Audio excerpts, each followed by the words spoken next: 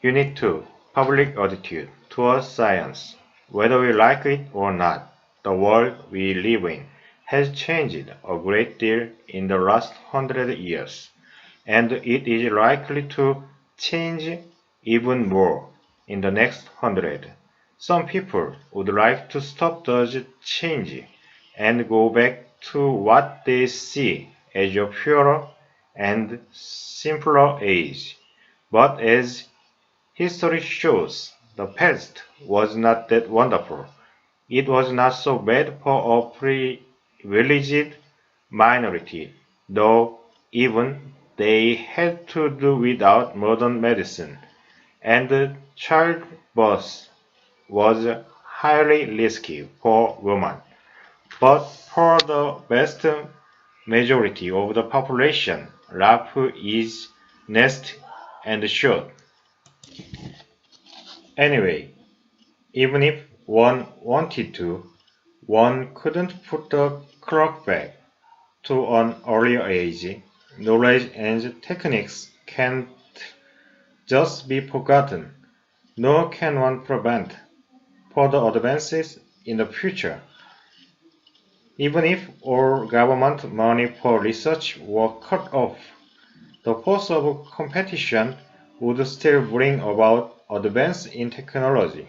Moreover, one cannot stop inquiring mind of thinking about basic science, whether or not they were paid for it.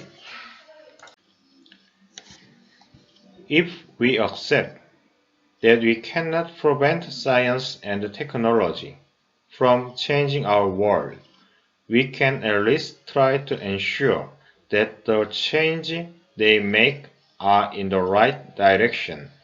In a democratic society, this means that the public needs to have a basic understanding of science so that it can make informed decisions and not leave them in the hands of experts. At the moment, the public has a rather ambivalent attitude toward science. It has come to expect the steady increase in the standard of living that new developments in science and technology have brought to continue. But it also distrusted science because it doesn't understand it. This distrust is evidenced in the cartoon figure of the mad scientist working in the laboratory to produce a Frankenstein. But the public also has a great interest in science, as is shown by a large audience for science fiction. The science people learn in school can provide the basic framework, but the rate of scientific progress is now so rapid that there are always new developments that have occurred since one was at school or university. I never learned about molecular biology or transistors at school, but genetic engineering and computers are two of the developments most likely to change the way we live in the future. Popular books and magazine articles about science can help to put across new developments, but even the most successful popular book is read by only a small portion of the population. There are some very good science programs on TV, but others present scientific wonder simply as magic, without explaining them or showing how they fit into a framework of scientific idea. Producers of a television science program should realize that they have a responsibility to educate the public, not just entertain it.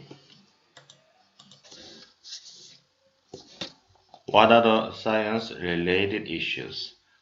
that the public will have to make decisions on the near future. By far the most urgent is that of nuclear weapon.